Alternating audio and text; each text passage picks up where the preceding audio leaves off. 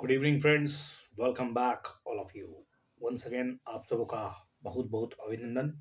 इस YouTube channel में निरंतर हम लोग अपने प्रश्नों की श्रृंखलाओं को लगातार लगातार सॉल्व करेंगे और करते रहेंगे।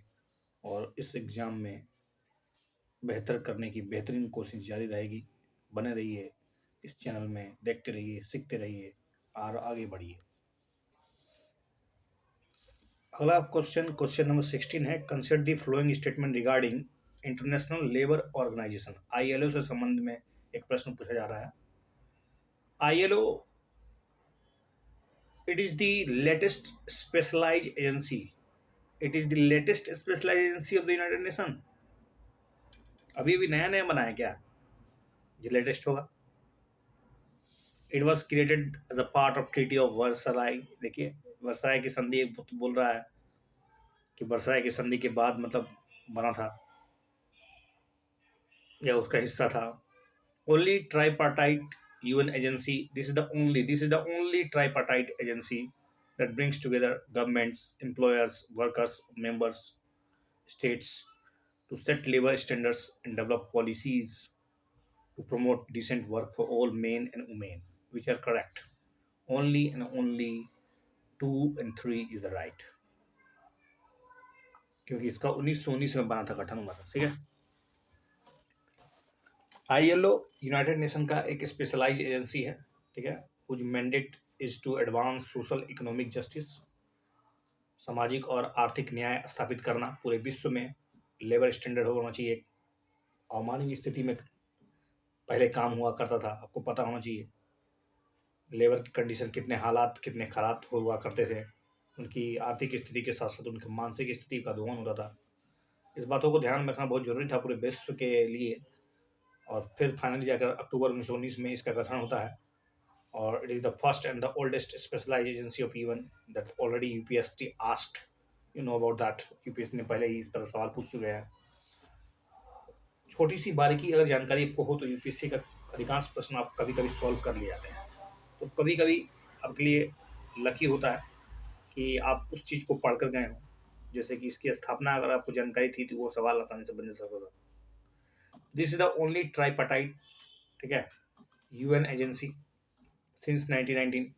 द आईएलओ ब्रिंग्स टुगेदर, किसको किसको साथ लाता है? एक तो सरकार को, दूसरा एम्प्लॉयर को, तीसरा वर्कर को। और 187 मेंबर है इसके। Labour standard, develop policy and devise programmes promoting decent work for all women and man. तो समझ में आ गया कि इसकी स्थापना एक वर्षराय की संधि हुई थी। आपका फर्स्ट वर्ल्ड वार का जब समाप्ति हुआ था तो उसमें जो धुरी राष्ट्र और मित्र राष्ट्र के बीच जो तरह से मतलब कोशिश की गई थी। पता होना चाहिए जर्मनी पर कितने मतलब बोझ लाद दिए गए थे। जर्मनी को फर्स्ट वर्ल्ड वार का मतलब एक तरह से ठिकरा फोड़ा गया था कि सब कुछ उसी के चलते हुआ था। और उसके बाद वर्षराय की संधि और उसके पश्चात कठोर शर्तें, और कठोर शर्तें के बाद जर्मनी को एक तरह से नंगा कर दिया गया था। और उसके पश्चात उसी धरती से एक मतलब हिटलर नाम का कोई व्यक्ति निकला था जिसने पूरे पूरे विश्व में तहलका मचा दिया। और उसका बाद सेकेंड वर्ल्ड वार हुआ। परिणाम भोग सकते हैं, आप समझ सकते हैं।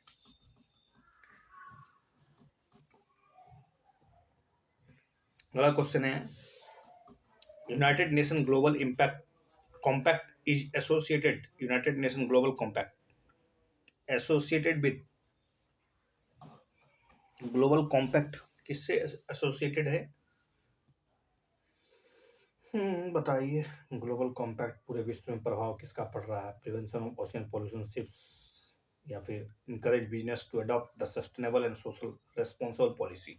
यस, इनकरेज द बिजनेसमैन या बिजनेस वन टू अडॉप्ट ऐसी सस्टेनेबल एंड सोशली जो रिस्पॉन्सिबल पॉलिसी होनी चाहिए। United Nation global compact is a non-binding United Nations pact to encourage businesses and firms worldwide to adopt sustainable and socially responsible policy and to report on their implementation. The UN Global Compact is a principle-based framework for business, stating 10 principles in the areas of human rights, labor, environment, anti-corruption.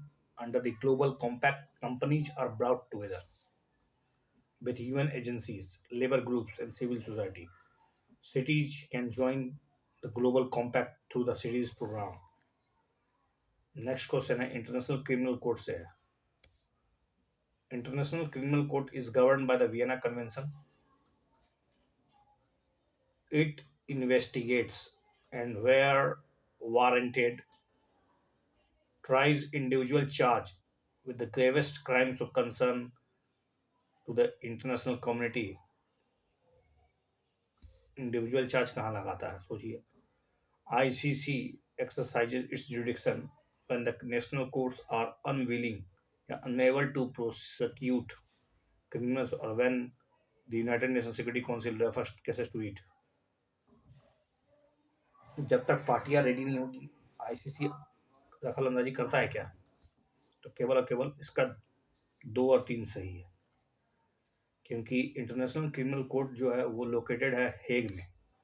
और ये जो है ना अंतिम last resort है, last मतलब option है आपके पास। किसके लिए? प्रोसिक्यूशन कराने के लिए, खास करके जो जेनोसाइड में, वार क्राइम्स में और क्राइम अगेंस्ट ह्यूमैनिटी में शामिल है। और it is A first permanent treaty based international criminal court established to help and impunity for the perpetrators of the most serious crimes of concern to the international community। पूरी वैश्विक समुदाय के लिए अगर वो खतरा उत्पन्न हो जाए, मतलब एक तरह से पूरे मानवता के संहार के लिए जिम्मेवार हो, तो उसको हम लोग तो सजा देंगे ही। और इसकी स्थापना, इसी बात को ध्यान में रखते ये रोम स्टैट्यूट से जुड़ा हुआ है। ठीक है, किससे जुड़ा हुआ है? It's a founding treaty, Rome statute entered into the force 2002। Although funding देख लीजिए इसका, although the court's expenses are funded primarily by the state parties, it also receives voluntary contribution from the government, international organization, individuals, corporation and other entities। आप भी दे सकते हैं योगदान। हम it is a non, India जो है ना non state party है, नन सिग्नेटरी। भारत अभी तक इसमें सिग्नेचर नहीं किया है और इसका मेंबर भी नहीं है। जुडिक्शन बात करें तो ICC has a jurisdiction to prosecute individual for the international crimes of genocides, crime against humanity and war crimes. तो आईसीसी का जुडिक्शन जो है ना वो प्रोसिक्यूट करने के लिए, किसके लिए? खास करके जो भी पूरे मतलब इंटरनेशनल लेवल पर जीनोसाइड किया हो, crime against humanity, crime against war crimes, यही सब है। ICC is intended to complement existing national judicial system. एक तरह से कॉम्प्लीमेंट है, पूरा करता है। And it may therefore only exercise its jurisdiction when certain condition are met. ऐसा नहीं है कि हर केस में घुस जाएगा वो, कुछ खास कंडीशन पूरे होने चाहिए। जैसे कि the national courts are unwilling, या तो नेशनल कोर्ट्स में इच्छा ही नहीं जता रहा है इस केस को देखने का मान में, या अनेबल है टू प्रोसिक्यूट द क्रिमिनल्स, तब जाके यूनाइटेड नेशन सिक्योरिटी काउंसिल या फिर इंडिविजुअल स्टेट्स इस केस को रेफर कर देते हैं इंटरनेशनल कोर्ट, क्रिमिनल कोर्ट में। अगला क्वेश्चन पॉलिटी से जुड़ा हुआ होगा। Consider the flowing statement regarding attorney general of India. Attorney general for India is the government of India's first law officer, has the right of audience in all courts of the country। किसी भी court में वो जाके बैठ जाएंगे तो कोई दिक्कत नहीं है, बोलने का भी अधिकार है उनको। He is the member of Union Cabinet। According to the Constitution of India, itself the duty of the Attorney General to perform such duties of a legal character assigned to him by the presidents। क्या ये संविधान में लिखा हुआ है क्या? Article 76 पढ़िए। पहली बात तो कैबिनेट का कोई मेंबर नहीं होता, 2 नंबर ऐसे गलत है, तो 1 और 3 सही है। Constitution of India places the post of AG on a special footing। AG, attorney general, is the government of India first law officer. Bharat सरकार का पहला लॉ मिनिस्टर है, ये लॉ ऑफिसर होता है। And has the right to audience in all courts of the country. Bharat के किसी भी कोर्ट में, न्यायालय में मतलब मुकदमा कर सकता है, लड़ाई लड़ सकता है, वकीलगिरी कर सकता है भारत सरकार के लिए। आर्टिकल 76 सब क्लोज टू स्पष्ट करता है, कॉन्स्टिट्यूशन स्पष्ट करता है, it shall be a duty of the, it shall बोला, देखिए ध्यान रहे, it shall be a duty of the Attorney General to guide, give advice to the Government of India upon such layer legal matters and to perform such other duties of a legal character। खास करके कानूनी मामले से जुड़ा जो प्रश्न होगा, जो लीगल करेक्टर का होगा, जो ड्यूटीज होगी, और साथ साथ इसके अलावा टाइम टू टाइम जब कोई भी काम राष्ट्रपति उसको सौंपे तो उसको वो करना पड़ेगा। AG is the also supposed to discharge the function given on him by or under the constitution or any other law for the time being in force। Also, AG for India is not like the AG for England and Wales and AG of the United States, a member of the cabinet। एक cabinet America में जाइए, England में जाइए, Wales में जाइए, एजी जो होता है कैबिनेट मिनिस्टर होता है, लेकिन भारत में ऐसा नहीं है। Consider the flowing statement regarding delimitation commission. ये परिसीमन आयोग के बारे में पूछा जा रहा है कि परिसीमन आयोग जो है वो मैंडेट है, constitution of India mandate the parliament to enact a delimitation act after every 5 years. 5 साल में तो पहला होता नहीं है, ठीक है। दूसरा बात है संविधान इसमें मौन है, हर 10 साल में अगर जनगणना होगा तो अगर कराएगा ही तो फिर एक तरह से कॉन्स्टिट्यूशन का उल्लंघन ही हो गया ना, क्योंकि इसमें अमेंडमेंट कर दिया गया है। तो 5 साल में बिल्कुल नहीं, पहली बात। तो constitution of India mandates that orders of the delimitation commission final and can not be question before any court. ये बात तो मैंडेट्स है, आर्टिकल में है, कहीं ना कहीं आप ध्यान से सुनिए। तो commission is comprised of its retired Supreme Court judges and Chief Election Commissioner and respective state election commissioner। Of course, let's see 2 and 3। Delimitation Commission परिसीमन आयोग is carried out by the Independence Delimitation Commission। मतलब इसका एक independent delimitation commission, एक commission ही होता है। Delimitation जो होता है, परिसीमन जो होता है, उसके लिए स्पेशल एक बॉडी बनाई है जिसका नाम है डीलिमिटेशन कमीशन। और ये the constitution mandates that its order are final and can not be question. इस पर प्रश्न नहीं कर सकते हैं, इसके ऑर्डर पर प्रश्न नहीं कर सकते हैं before any court, as it would hold up an election indefinitely। Under Article 82, the Parliament enacts a delimitation act after every census, हर 10 साल में। आर्टिकल 82 कहता है, आर्टिकल 82 कहता है कि पार्लियामेंट जो है हर 10 साल में, यानी हर एवरी सेंसस के बाद डीलिमिटेशन करना चाहिए, होना चाहिए। Once the act is in force, the union government sets up a delimitation commission. एक बार बन जाएगा, उसके बाद भारत सरकार एक डीलिमिटेशन कमीशन का गठन करती है। कंपोजिशन जैसा कि आप जानते हैं कि इसके रिटायर्ड सुप्रीम कोर्ट इसके चेयरमैन होते हैं, मतलब इसका कमीशन में चेयरमैन की कोई बात नहीं, मतलब एक रिटायर्ड सुप्रीम कोर्ट जज, चीफ इलेक्शन कमिश्नर, और तीसरा होगा respective state election commissioner. Consider the following statement regarding attorney general. फिर से क्वेश्चन, अटॉर्नी जनरल के लिए अपॉइंटेड होने के लिए attorney general of India to be appointed as a AG, a person should be qualified as to be appointed as a judge of the Supreme Court। AG holds office during the pleasure of the president। Constitution of India mandates that Attorney General cannot hold office for more than 1 term। ऐसा कुछ नहीं है, दो, एक और दो। Article 76 subclause 1, AG is appointed by the president from amongst person who are qualified, जो कि अपॉइंटेड होने, मतलब जज, सुप्रीम कोर्ट के जज बनने लायक हो, उसके पास और सारी योग्यता हो जो एक सुप्रीम कोर्ट के जज के पास होता है।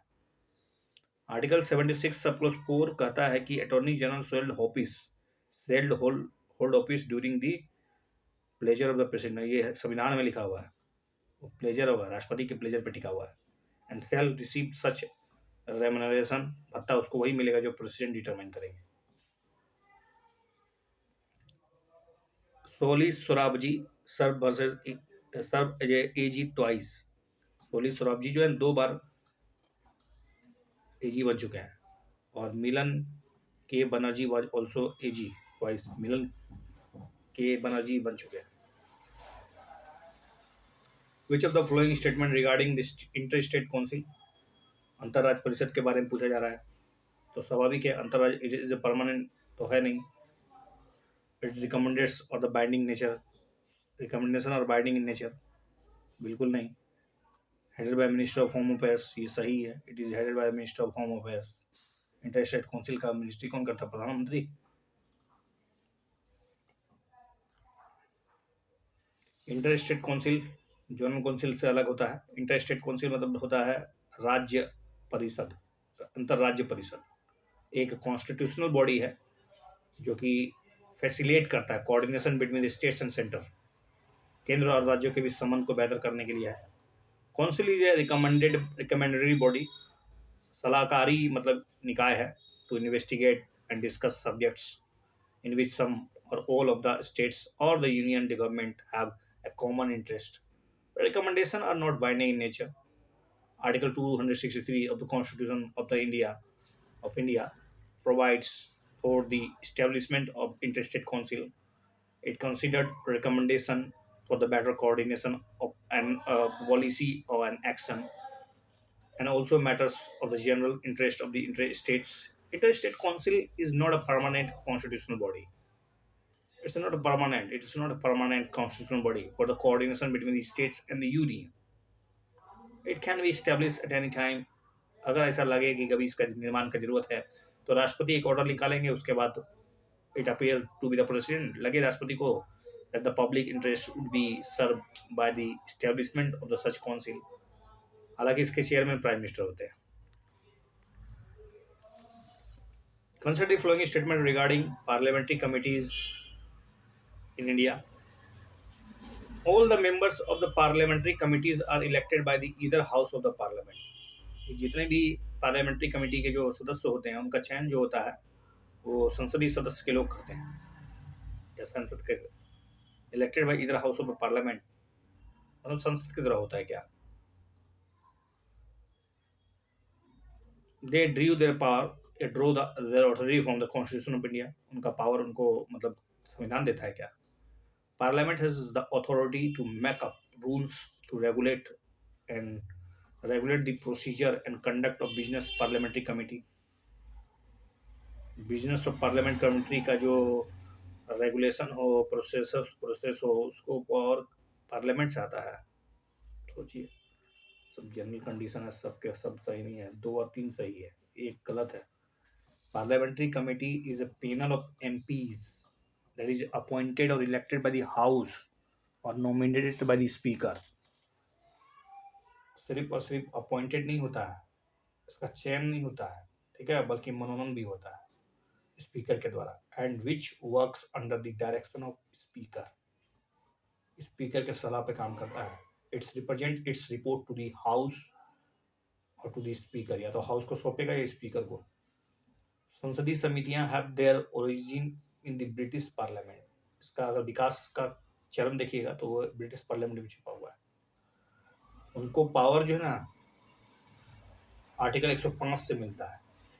They draw their authority from article 105 जो स्पष्ट करता है प्रिविलेज ऑफ एमपी, विशेषाधिकार एमपी के, संसदीय विशेषाधिकार। आर्टिकल 118 जो कि parliament authority which gives the parliamentary authority to make the rules to regulate its procedure and conduct of business. Consider the following statement regarding parliamentary committees in India. फिर से, joint parliament committee and selected committees are usually chaired by the ruling party MPs and are disbanded after they have submitted their report. चूंकि अभी joint parliamentary committee की खूब हो हल्ला हो रही है just because of Adani Hindenburg reports something, तो हो सकता है जॉइंट पार्लियामेंट कमेटी के बारे में कुछ पूछा जाए या ओवरऑल कमिटीज के बारे में पूछा जा सकता है। तो जॉइंट पार्लियामेंट्री कमेटी क्या अस्थायी कमेटी होती है जिसका चेयर जो होता है क्या वो मतलब खुद रूलिंग पार्टी के मेंबर करते हैं। Committee meetings are independent of the parliament's calendar. इनका पार्लियामेंट कैलेंडर से कोई लेना देना नहीं होता है. There are equal number of departmentally related standing committees for Lok Sabha, Rajya Sabha, and are headed by members of their respective house.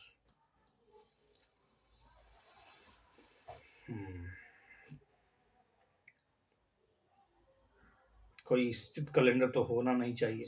Let's see 1 2 सही है, 3 गलत है.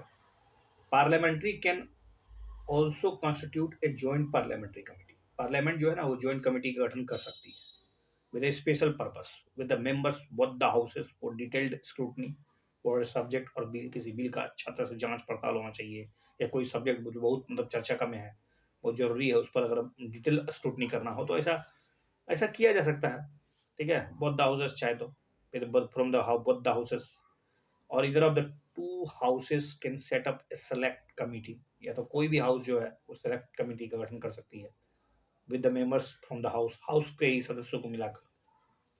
Joint parliamentary committee and select committees are usually chaired by ruling party MPs.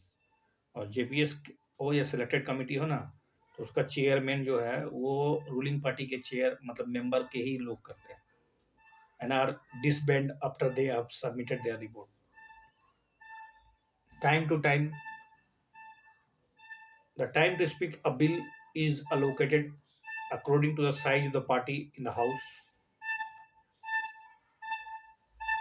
MPs often do not get adequate time to put forward their views in the parliament. You know about that कि parliament में कितना haste हो होता है, उतना आसान नहीं होता कि किसी किसी विशेष बिल पर बहुत गंभीर चर्चा हो. पार्लियामेंट के पास इतना समय भी नहीं है, इतना एक्सपर्टाइज भी नहीं है. ठीक है, even if they are expert on the subject, अगर उस मामले में अगर गहरी जानकारी रखते हैं उसके बावजूद भी ऐसा संभव नहीं हो पाता है. Committees are small group with relatively less demands on their time. तो उन पर समय का कोई बाध्यता नहीं होता है. आराम से सर्च कीजिए, आराम से जांच पड़ताल करते रहिए. छोटा सा ग्रुप होता है उनका, और विप से भी वो काफ़ी अलग होते हैं. In this meetings every MP gets a chance and time to contribute to the discussion. अपना आराम से डिस्कस करके निकालते हैं. पार्लियामेंट्री या parliament has only around 100 sitting a year. Parliament का कितना 100 सीटिंग होगा खूब से खूब, मान लीजिए 100 बैठक होगी. Committee meetings are independent of the parliament calendar. कोई मतलब नहीं है कैलेंडर कितना बड़ा. There are 16 departmental related standing committee है फॉर द लोकसभा, 8 राज्यसभा के लिए. लोकसभा के लिए 16 गो, राज्यसभा के लिए 8 गो पार्लियामेंट्री स्टैंडिंग कमिटी है अलग अलग डिपार्टमेंट का. लेकिन every committee has a member of both the houses. लेकिन हर जितने के जितने 24 के 24 जो स्टैंडिंग डिपार्टमेंट रिलेटेड जो कमिटियाज हैं, दोनों के दोनों उसमें सदस्य होते हैं. Lok Sabha and Rajya Sabha panels are headed by of these members. तो लोकसभा और Rajya Sabha panels are headed by members of these respective house. Consider the following statement.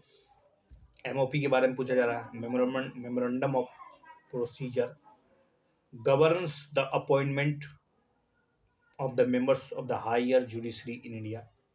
MOP governs the appointment of the members of the higher judiciary in India. ऐसा होता है क्या, follow किया जाता है MOP? MOP says that the Union Ministry of Law and Justice would seek the recommendation of outgoing Chief Justice of India for appointment of the next Chief Justice of India. Article 124 of the Constitution of India contains the provisions related to MOP. Which of the statement is correct? Article 124 जिक्र करता है नहीं करता बताइए. और ये ministry of law justice है कि होम मिनिस्टर है बताइए. तो 2 के बारे में सोचिए, 1 और 2 सही है, 3 गलत है, क्योंकि संविधान में उसका कुछ जिक्र ही नहीं. MOP that governs the appointment of the members of the higher judiciary. MOP कहीं ना कहीं गवर्न्स तो करता ही है हायर जुडिशरी में नियुक्ति के लिए. That the union ministry of law and justice, जो कानून और जो न्याय अधिकार मंत्रालय है उसके मतलब कहने पर the appropriate time seek the recommendation of the outgoing chief justice of India for appointment of the next chief justice of India. as per the process laid down in the MOP after received a recommendation of the Chief Justice of India.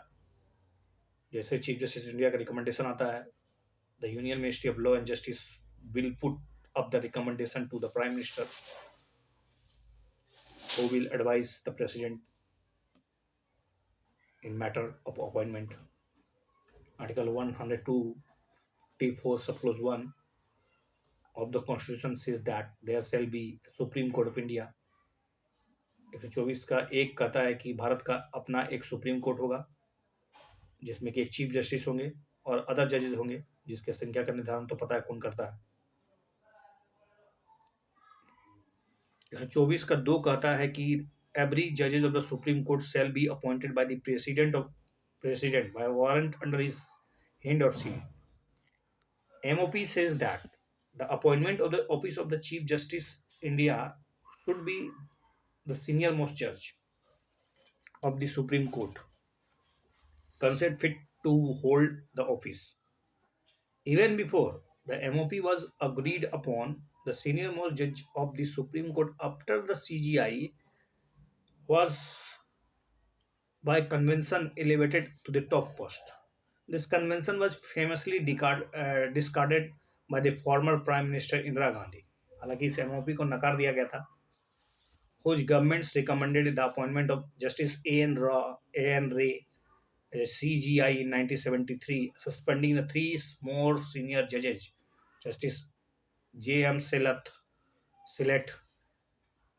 Justice K.S. Hegde और A.N. Grover को लांघते हुए उन्होंने A.N. रे को बना दिया था। तो MOP is a playbook agreed upon the government and the judiciary on the appointment of the judge. कुछ नहीं है, बस एक किताब है जिसमें गवर्नमेंट और जुडिशरी के बीच एक तालमेल को बनाए रखने की कोशिश की जाती है। It's a crucial document because of the collegium system of appointing judges is a judicial innovation that is not mandated through the legislation or the text of the constitution. MOP was evolved as a standard based on the three decision on the Supreme Court, जिसको हम लोग first जज, second जज, third जज बोलते हैं. These three judgments from the basis of the peer selection process for the appointments of the judges. अगला question है कि consider the following statements. At present, the benefits of the scheduled caste reservation are available to the scheduled caste Hindus, Buddhists, Christian and Sikhs. वर्तमान समय में जो schedule caste को जो reservation का जो फायदा मिलता है उसमें कौन कौन अवेलेबल है? Hindu, Buddhist, Sikhs, Christian. According to the constitution of India, the president may specify the castes, tribes or the parts of the groups within the castes within which caste shall be deemed to be scheduled caste. Rights of a person belonging to a scheduled tribes are independent of his or religious faith. कोई मतलब नहीं है किस धर्म से, उनके अधिकार और सुरक्षित रहेंगे. कौन सा करेक्ट?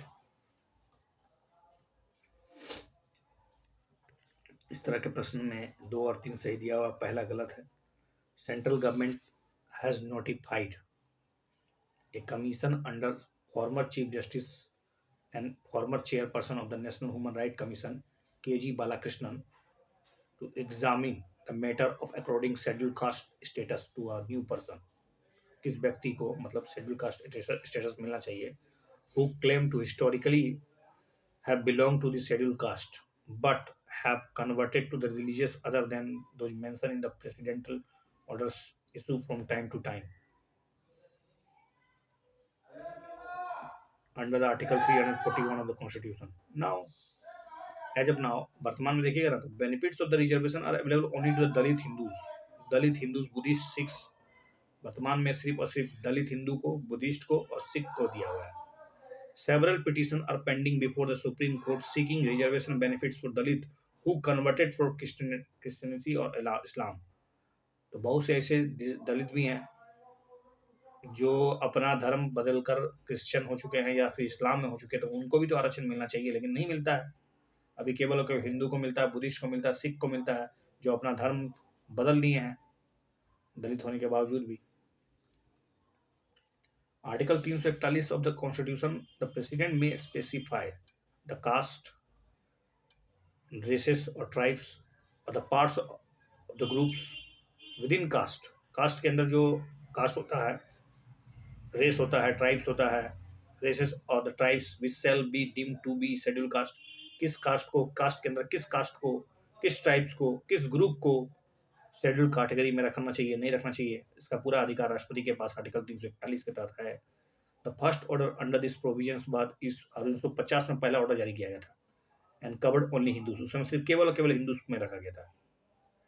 उसके बाद लगातार इस पर डिमांड चला, तो फिर जाके आगे चल के हम लोग सिख कम्युनिटी को उसमें शामिल किया गया और 1956 में ऐसा हुआ, including Sikh of Dalit origin among the beneficiary of ST quota. फिर 1990 में सरकार इस बात की राजी हो गई कि बुद्धिस्ट को भी दलित ओरिजिन माना जा सकता है। तो demand from Buddhist of Dalit origin and order was revised to state no person who profess a religion different from the Hindu, कोई भी व्यक्ति जो प्रोफेस करता हो एक दूसरे धर्म को, हिंदू को छोड़कर कोई दूसरा धर्म, Hindu, the Sikh, the Buddhist religion shall be deemed to be a member of schedule caste. कोई पर्सन जो सिख, हिंदू, बुद्धिस्ट रिलीजन को छोड़कर कोई दूसरा धर्म में है या दूसरा धर्म अपनाता है, उसको शेड्यूल कास्ट नहीं माना जाएगा। Does this religion based bar apply to the converted ST और an OBC as well as. तो क्या अगर आपको ST SC का OBC का लाभ लेना है तो क्या आप अपना धर्म परिवर्तन करके ऐसा कर सकते हैं? क्या इस पर कोई नियंत्रण है? क्या इस पर कोई मतलब मनाही है? इट डज नॉट, ऐसा नहीं है। Department of personnel and training DOPT website में जाइएगा, rights of a person belonging to schedule tribes are independent of his her religious faith. क्या धर्म मानते हैं, शेड्यूल कास्ट कौन सा धर्म मानता है, इसका कोई फर्क नहीं पड़ता है DOPT को।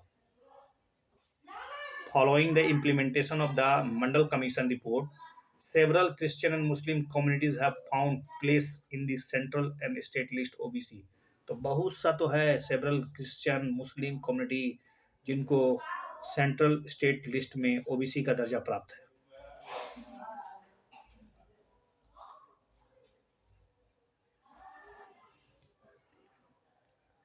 Consider the following statement regarding official language committee.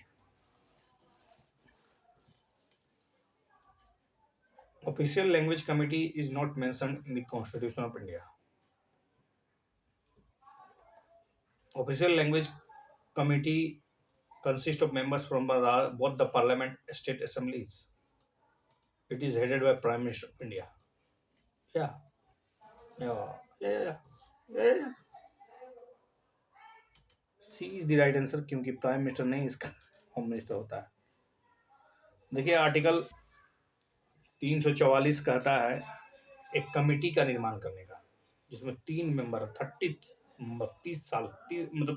30 व्यक्ति होंगे।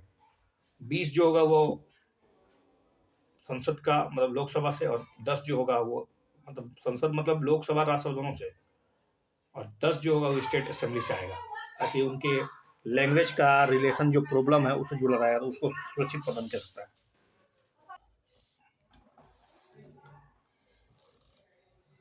तो द ऑफिशियल लैंग्वेज कमिटी को होम मिनिस्टर हेडेड करते हैं, ठीक है। Consider the following statement regarding contempt of court, court की अवमानना। कंटेम्प्ट ऑफ कोर्ट को डिफाइन तो बिल्कुल नहीं किया गया संविधान के द्वारा, ये पूछा गया UPSC already. Supreme court and high court derive their contempt powers from the contempt of court act 1971। willful disobedience of any judgment, order, writ or other purpose process of a court amount to be criminal of course। तो चलिए इसका B जवाब है एक, केवल और केवल एक सही है। कंटेम्प्ट ऑफ कोर्ट का एक्सप्रेशन संविधान में कहीं डिफाइन नहीं किया गया है। कंटेम्प्ट ऑफ कोर्ट जो है वो refers to the offence of showing disrespect the dignity or authority of the court। The objective for the contempt is stated to be the safeguard of the interest of the public if the authority of the court is denigrated, the public confidence in the administration of the justice is weakened or eroded. मतलब overall समझ लीजिए justice justice को सुरक्षा प्रदान करने के लिए जजेस के निर्णय को मतलब एक तरह से कहीं ना कहीं स्वागत का योग्य मानने के लिए supreme court and high court derive their contempt of powers from the constitution. उनका कॉन्स्टिट्यूशन में खुद लिखा हुआ है, ठीक है, 215 पढ़ लीजिए, 129 पढ़ लीजिए, तो बता ही रहा है उसमें कंटेम्प्ट ऑफ पावर वहीं से वो ड्राइव करते हैं। लेकिन डिफिनेशन नहीं तो क्या दिक्कत है।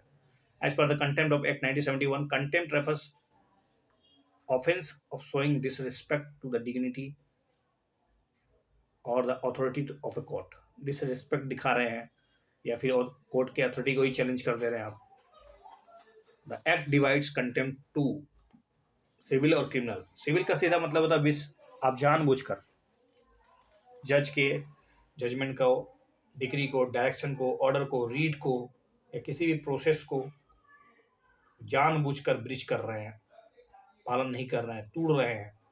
जबकि क्रिमिनल एक्ट में होता है कि क्रिमिनल कंटेंट में आप ऐसा चीज छाप दे रहे हैं, स्कैंडलाइज कर रहे हैं कोर्ट के, या फिर इंटरफेरेंस कर रहे हैं कोर्ट के मामले को, जुडिशियल प्रोसीडिंग को नहीं होने दे रहे हैं, या फिर obstruction in the administration of justice, न्याय का प्रशासन में ठीक से मतलब प्रशासित न्याय जो हो रहा है उसमें आप दखल अंदाजी कर रहे हैं। हाउएवर इनोसेंट पब्लिकेशन, बिल्कुल नहीं बल्कि innocent publication, distribution of some of the matters, fair reasonable criticism of judicial acts and comment on the and administrative side of the judiciary do not amount of the contempt of court.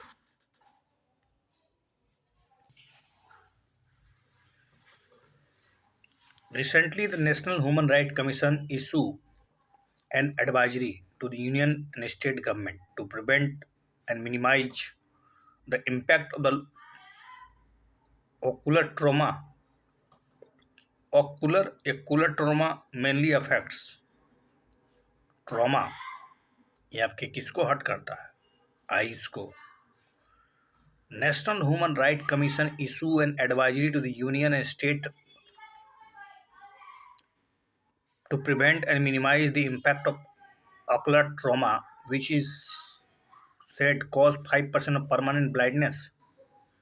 Human rights commission का कहना क्या है कि government to identify ask the government to identify the industries that have high potential of ocular trauma and make it mandatory for such units with 50 worker or more to have accident cover of 15 lakh for each worker.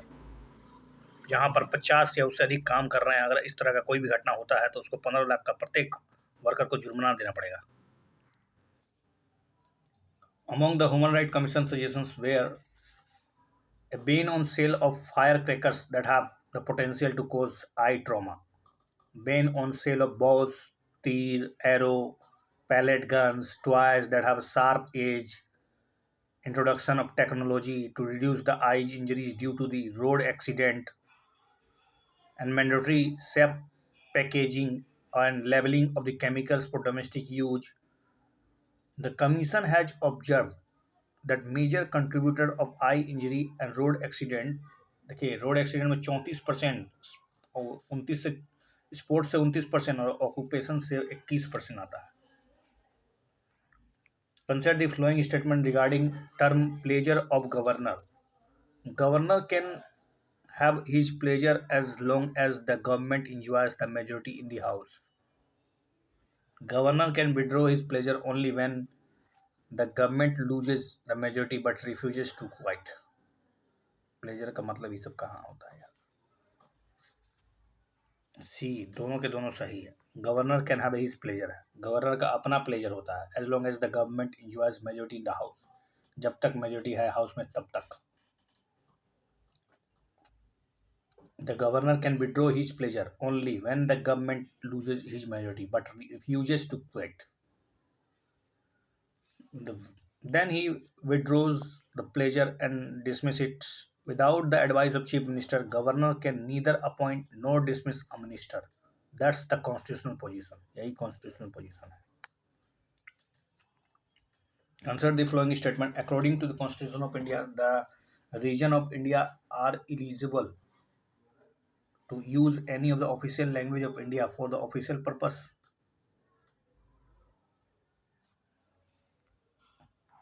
Official language used for the communication between the states shall be the language that has been used in at the time of adoption of the Constitution. ऐसा नहीं है. A regional language can be adopted as an official language of India if the Prime Minister deems that a large enough proportion of the population of India desire it. ऐसा कुछ नहीं है, केवल एक और दो सही है, एक और दो दोनों सही है.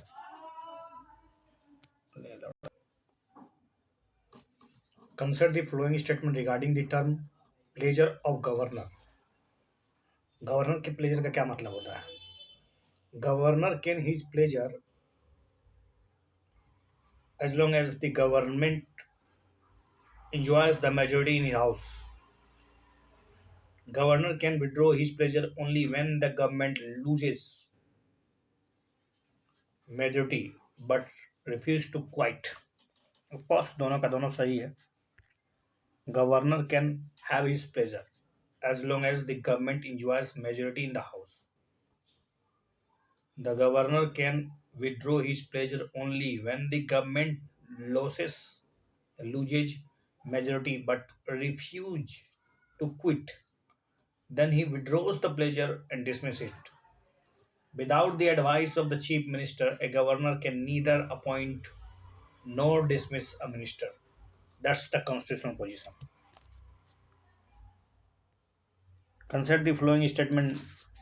According to the Constitution of India, the region of India are eligible to use any of the official language of India for official purpose. The official language used for communication between the states shall be the language that has been used in the at the time of the adoption of the Constitution. The regional language can be adopted as an official language of India if the Prime Minister deems that the large enough proportion of the population of India is desired it. जी नहीं, केवल और केवल एक दो. Constitution state two things, पूरी तरह से पूरी क्लियरिटी के साथ कहता है कि वन, पहला कि इंडिया जो है ना यूनियन ऑफ स्टेट है, और दूसरा कि official language use for communication between the states shall be the language that been in use at the time of adoption of the constitution. वही ऑफिशियल लैंग्वेज होगा जो कि संविधान के एडोप्टेशन के समय था. ठीक है. According to the constitution of the region of India are eligible to use any of official language of India for official purpose. It also acknowledges the possibility of a regional language being adopted and becoming an official language of India if the president, ना कि prime minister, president deems that a large enough proportions of the population of India desire it. History में art and culture देखिए. Consider the following statement regarding Chola kingdom. Chola kingdom या चोल साम्राज्य के बारे में. Chola kingdom confined only the to present day Tamil Nadu and parts of Karnataka. Chola dynasty was founded by the Vijayalaya. Rashtrakuta and Chalukya were the contemporaries to the Chola kingdoms. Absolutely दो और तीन तो बिल्कुल ही सही है, लेकिन पहला गलत है. तो चोला किंगडम जो है ना वो लगभग आज के देखा जाए तो आज का तमिलनाडु, केरला और आंध्र प्रदेश में भी फैला हुआ था और कर्नाटक में भी फैला हुआ था.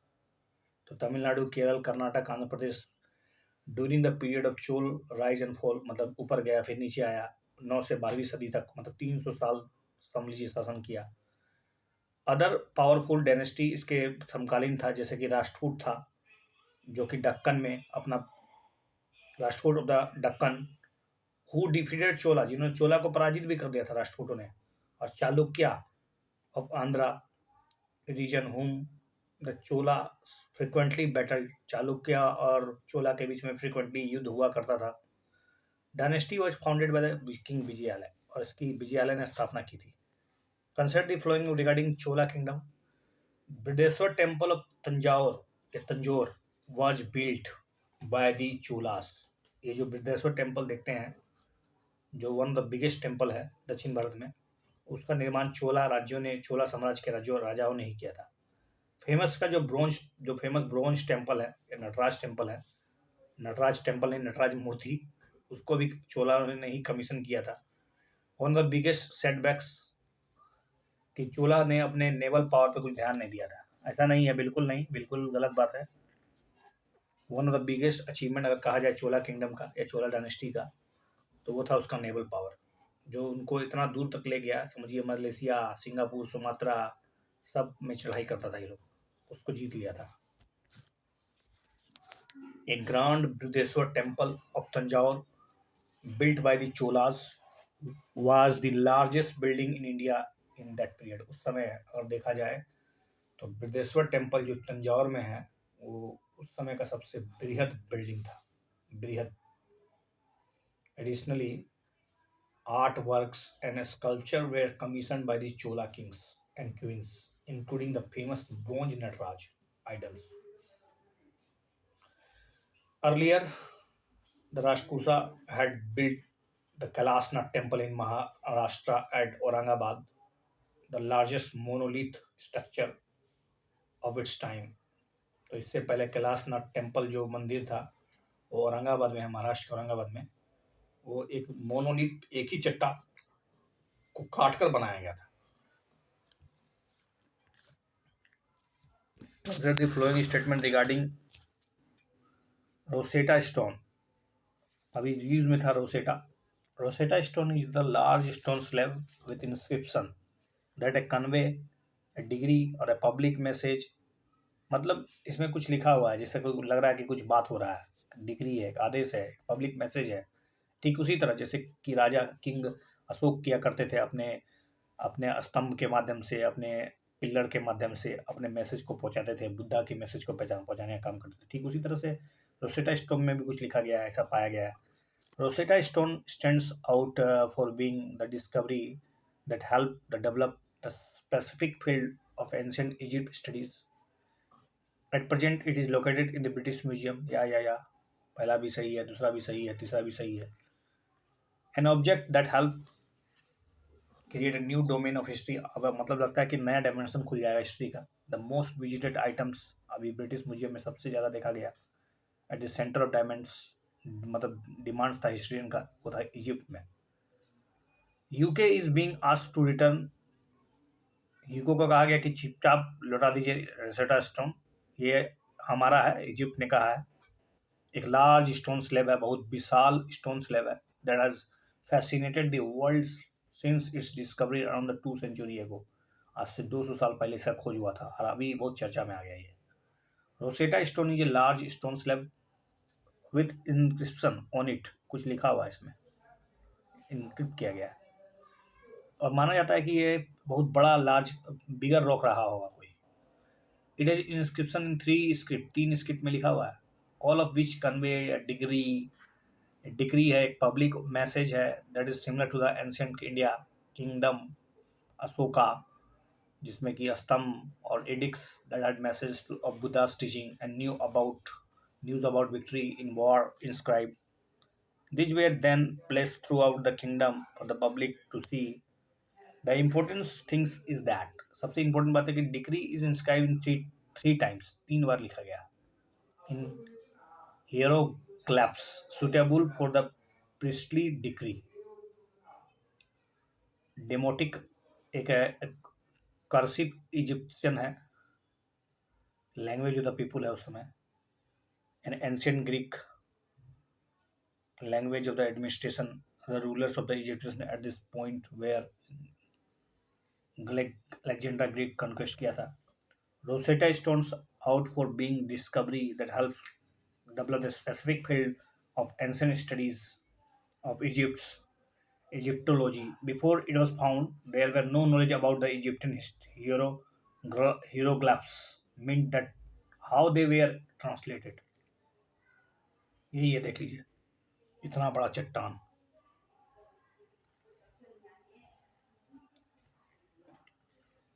अगला क्वेश्चन है कि दिसिन मामल्ला द सन ममल्ला किसके द्वारा लिखा गया है? हेमचंद्र के द्वारा।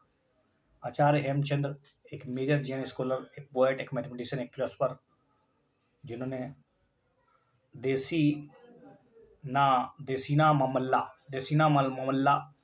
एक treatise on importance Prakrit words का इस्तेमाल करते हुए use in Gujarat of the हीजर times against those from Sanskrit.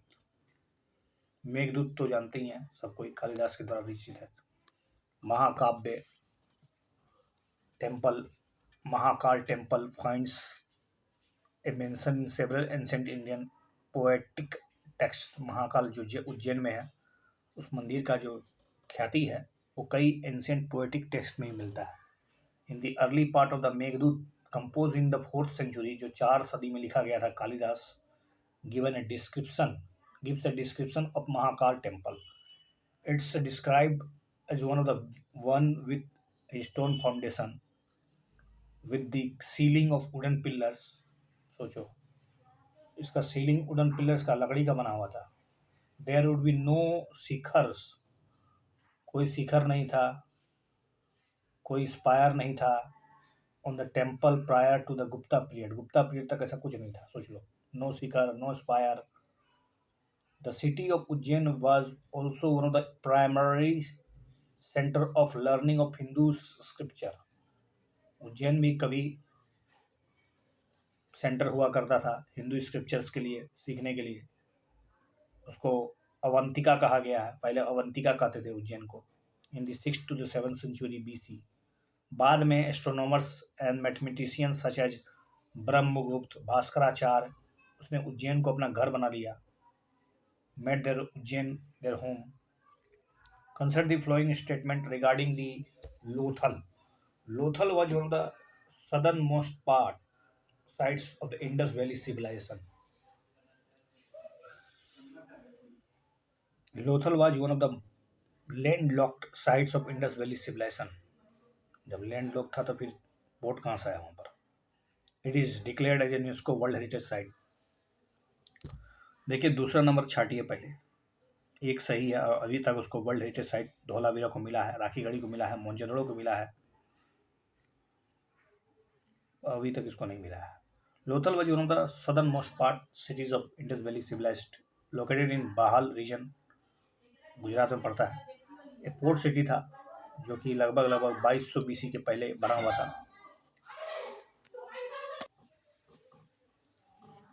Consider the following statement regarding Lothal. Lothal was one of the southernmost sites of Indus Valley civilization.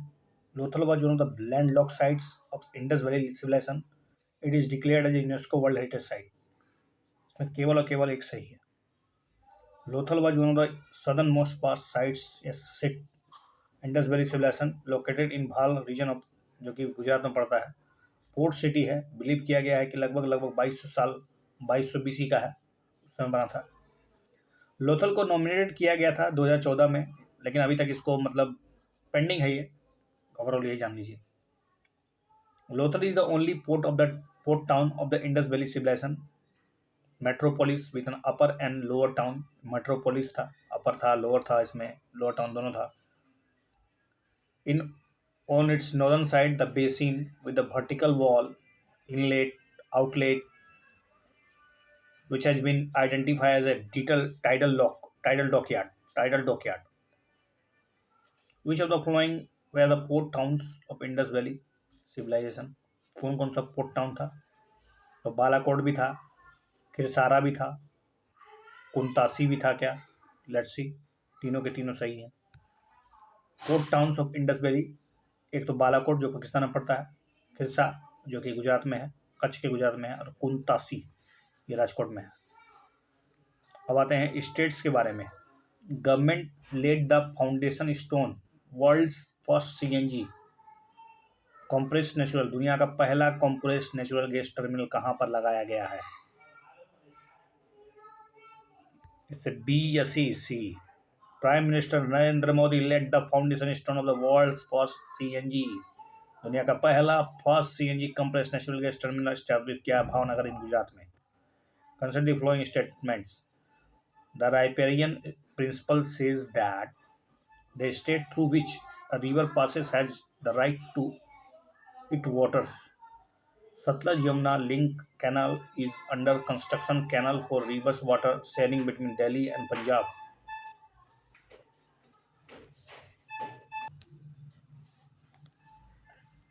Consider the following statement. The riparian principle says that the state through which the river passes has the right to its waters.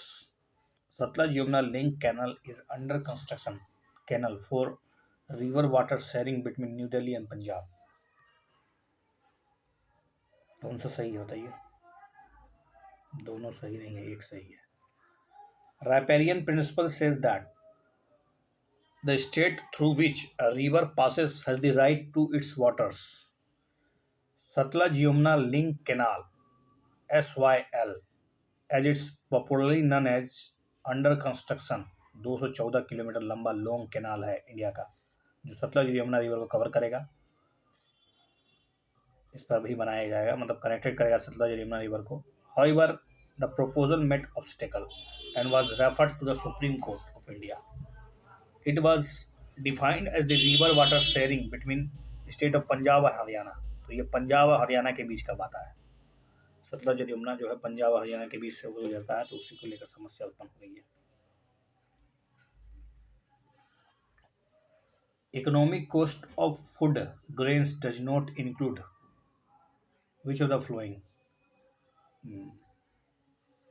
ये profit margin को शामिल नहीं करता है. Economic cost of food, जो food grains का जो economic cost होता है उसमें क्या क्या शामिल होता है? MSP, procurement, incidental cost of distribution, but not profit margin. Economic cost of food grains procured by the FCI. जो इकोनॉमिक कॉस्ट का जो बर्डन होता है वो कौन प्रोक्योर करता है? तो cost of food grains procured by the FCI is a total of minimum support price. इसमें क्या क्या जुड़ता है? तो एक तो मिनिमम सपोर्ट प्राइस, बोनस अगर कुछ दिया गया हो फार्मर्स को, plus procurement, incidental and distribution cost. FCI's economic cost has three main component. एक प्रोक्योरमेंट कॉस्ट, दूसरा है प्रोक्योरमेंट प्राइस, कॉस्ट प्राइस, और उसके बाद फाइनली है distribution cost. Procurement incidental are initial cost incurred during the procurements of food grains. Distribution cost include freight, भाड़ा लगता है, handling charge है, storage charge है, losses during the transit and establishment cost. Consider the following statement. Urea forms more than two-thirds of the total nitrogenous fertilizer consumed in India. मतलब 2/3 से ज़्यादा urea जो है मतलब नाइट्रोजनियस फर्टिलाइजर के उसमें इस्तेमाल होता है. More than 90% of nitrogen from urea is utilise by the plants and very less gets wasted due to the leaching, volatilisation and run off. बिल्कुल गलत बात है. It may be noted here that urea form around 80% total nitrogenous fertiliser. भारत में जितना भी nitrogenous fertiliser इस्तेमाल होता है उसमें से 80% तो यूरिया खपत होता है. And it has recorded exponentially increase in the consumption over. हर साल इसका मात्रा बढ़ते जा रहा है. तो नाइट्रोजनियस कंपाउंड के रूप में यूरिया का इस्तेमाल इतना भारी मात्रा में करना कहीं ना कहीं हमारे एक तो इकोनॉमिक बर्डन है ही, क्योंकि हम लोग बहुत भारी मात्रा में क्या करते हैं, बोलिए क्या करते हैं, इंपोर्ट करते हैं. 30 से 40% nitrogen from urea is utilise by the plants. केवल उसमें भी से केवल 30 से 40 से 50% तक का नाइट्रोजन खपत होता है पेड़ पौधे प्लांट के द्वारा, और बाकी तो पानी के द्वारा बह जाता है. क्यों? केमिकल ट्रांसपोर्टेशन और रिजल्टिंग लीचिंग हो जाता है, धरती के अंदर चल जाता है, या फिर धो दिया जाता है, रनअप हो जाता है. Thereby low use of efficiency. इससे मतलब कहीं ना कहीं हमारे खेती की एक तरह से दुविधा की स्थिति है. Which of the following are identified as a indirect farm subsidies provided by the government? सरकार क्या क्या डायरेक्ट इनडायरेक्ट सब्सिडी देती है? Minimum support price, farm loan waivers, subsidies on fertiliser, seeds. सब नहीं भाई, 2 और 3, क्योंकि एमएसपी जो है 2 और 3 एमएसपी को हम लोग नहीं बोल सकते, कोई सब्सिडी थोड़ा होगा. Agriculture subsidies can be direct और इनडायरेक्ट हो सकता है. farm subsidies taking account the instrumental used in providing them. Direct farm subsidies involve giving cash to the farmers. Direct farm subsidy मतलब दी रहा, डायरेक्ट केस रख दिया उसके मुंह में, किसान के मुंह में। India provides this direct subsidies in A limited form. Direct subsidy बहुत ही सीमित दायरों में दिया जाता है, जिसमें कि फूड सब्सिडी, एक तो फूड सब्सिडी है, या MSP based procurement.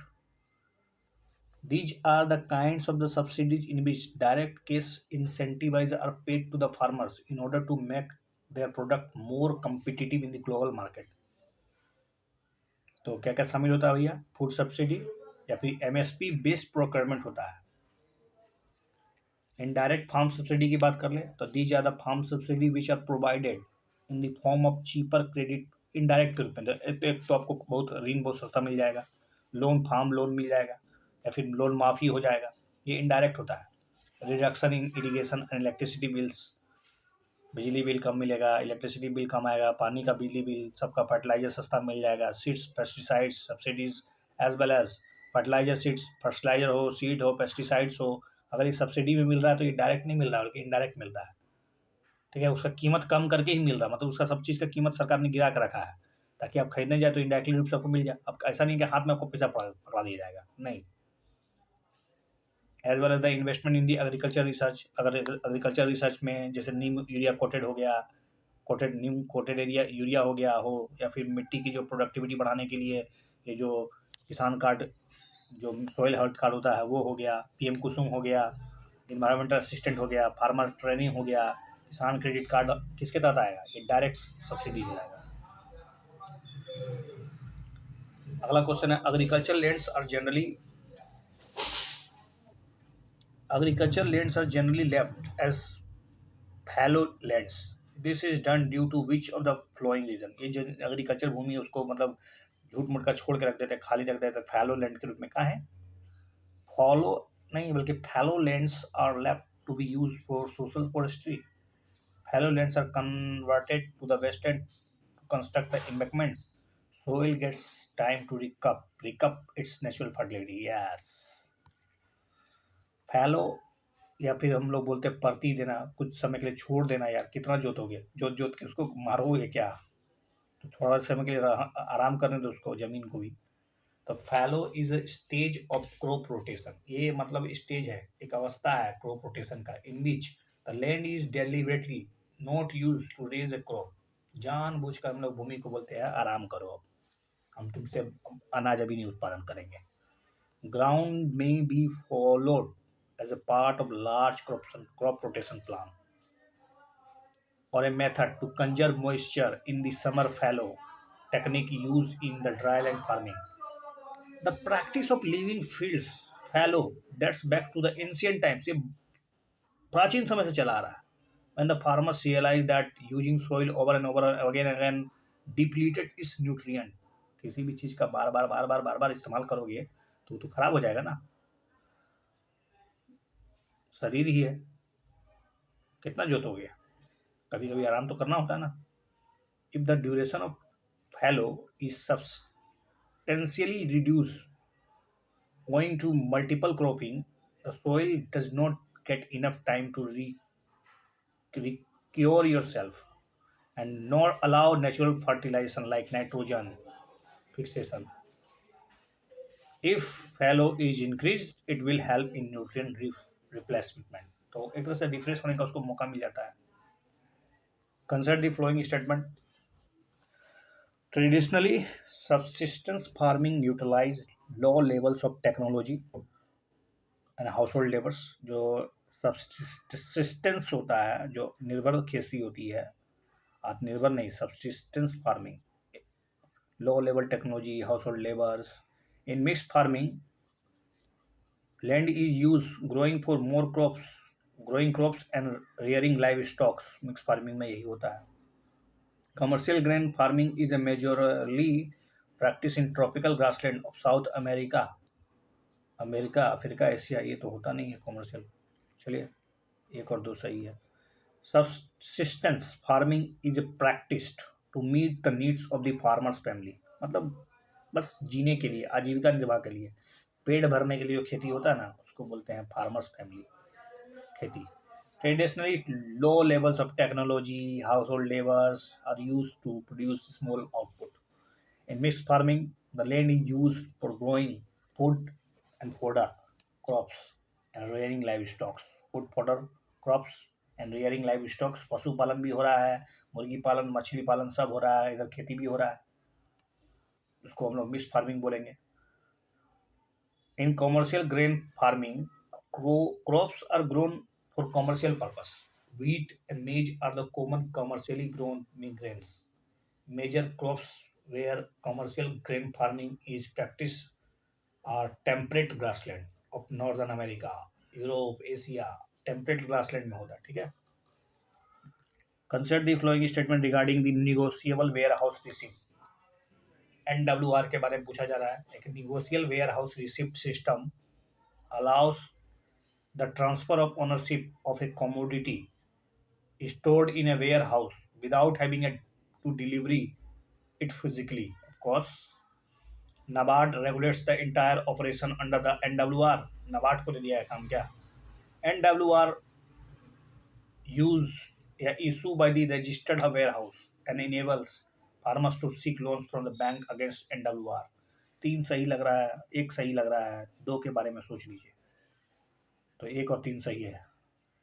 Negotiable warehouse receipt system को डेवलप किया गया 2011 में, ताकि allowing the transfer of ownership of a commodity stored in a warehouse. एक वेयर हाउस है, उसमें बहुत सारा माल जमा कर दिए, वो आपका हो गया, बस हमको खाली वो कागज में लिख के दे दीजिए कि हमने खरीद लिया है. ठीक है.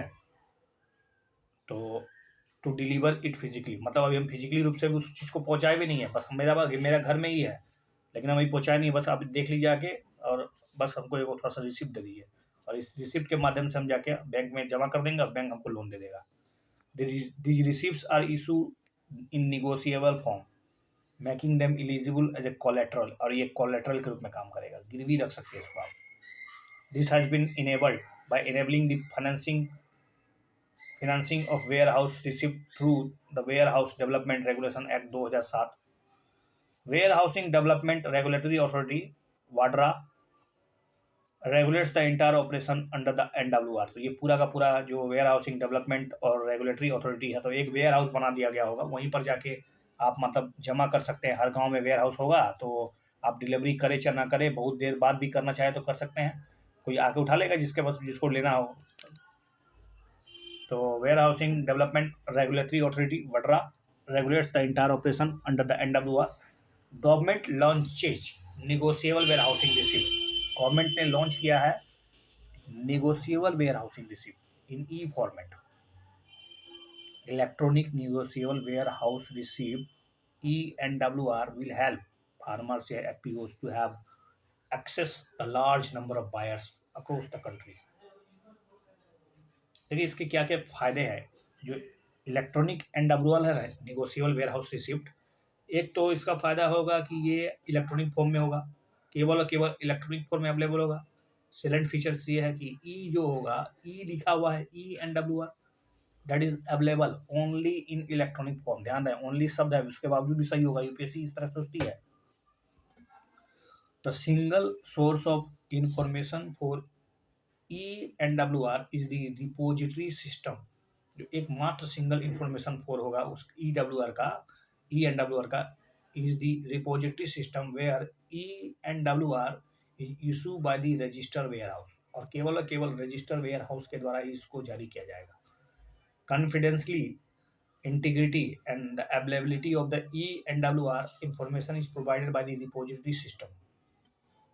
तो गुप्त रूप से, केंद्रीकृत रूप से ये EWR आपको मिलेगा.